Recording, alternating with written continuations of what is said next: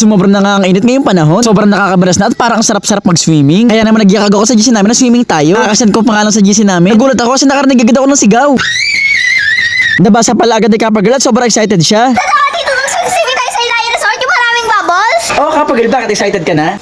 Pwede mag-request? Oh, bakit? Ano yung request mo? Kasi di ba maraming bubbles doon? Pwede mo ako ibili dito ng bubble camera? Maraming lumalabas na bubble sa camera na to. Dahil mabait akong tito at maganda yung may activity habang nagsiswimming, kaya matagal na ako modern itong camera bubble machine. Eto nga at mag-unboxing na ako. Tungkad nga agad sa akin yung libreng battery. Maraming color ang pagpipilian pero pink yung pinili ko. Ito pala yung bubbles niya. Sobrang excited na ako subukan kaya kinabit ko na agad sa loob. Kinabit ko na rin yung 3 battery. Then eto nga, try na natin. Syempre kunyari photographer ako. Grabe, tignan niyo, sobrang ganda. Okay, kapag ito na yung bubble camera. Wow! Ang ganda! Bilhin mo ako ng bubble camera! Ang ganda! Tingnan ko doon sa mukha mo talaga sa Manila! Eto nga, tumabas na kami para masubukan. Sobrang saya ni Kappa Girl.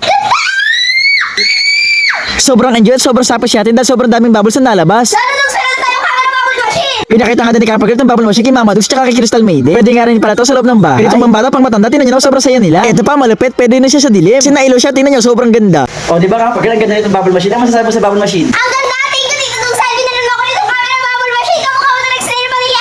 Okay, pwede. Pasok na ako sa school. Papakita ko sa mga classmate ko. Okay, Kappa Girl, ingat. Isang umaga, pagkalabas ko ng bahay, nagulat ako sa nakita ko. Nasa harap ko lang si Kappa Girl, tapos parang sobrang saya niya. O Kappa Girl, saan ka galing? Bakit dala-dalawa yung bag mong dala? Kasi po, Tito Dong, galing pa akong school. At meron pa akong sasabihin sa'yo at may request ako. O, ano naman yung sasabihin mo? Kasi Tito Dong, gusto ko itong ibigay itong bag ko sa classmate ko. Bait mo naman, Kappa Girl. Eh, kung bibigyan mo yan, anong gagamitin mo? Ito ang request ko. Bibigay ko sa kanila. Bibili mo ako itong cinnamoroll. Para kompleto na kami. Sa classmate ko si Kuromi tsaka si Melody. Ako naman sa cinnamoroll. Ah, okay, sige. Dahil maganda naman ang gagawin mo. Sige, bibili kita ng cinnamon roll. O, diba? Sobrang bait ang pamangkin ko na si Kappa Girl. Mana sa akin. Ibibigay na niya yung bag niya sa classmate niya. At dahil nag-share siya ng blessing, may balik agad sa kanya. Eto na yung request niya cinnamon roll na bag. Kasi sa Kuromi at Melody, favorite din talaga niya tong cinnamon roll. Sabi, sobrang ganda, sobrang cute nito. Tignan niyo naman, sobrang cute. Sobrang plain and simple lang siya. Ganda nga rin pala yung loob niya. Grabe, sobrang nakakasapos si ating hawakan. Grabe, may bag ka na, may unan ka pa. Sobrang sarap kasi itong yakapin eh. Tara, i-surprise na natin si Kappa Girl. Okay, Kappa Girl, wag ka mo munang mumulat. Hawakan mo.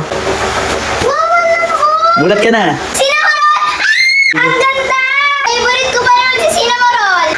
Sinuot nga agad ni Kappa Girl at saktong-sakto lang sa kanya bagay. Lalagay ko na yung mga gamit ko. Eto nga, ilalagay na ni Kappa Girl yung mga gamit niya. Ganyan yung mga notebook niya tsaka yung mga diary niya. Tumulong na nga din pala ako sa paglalagay. Diba ang pala niya sa school itong mga laruan nila, slime tsaka taba squishy. Eto nga, ready na nga daw siya pumasok ulit sa school. Di ba ang ganda ng cinnamoroll bag ko?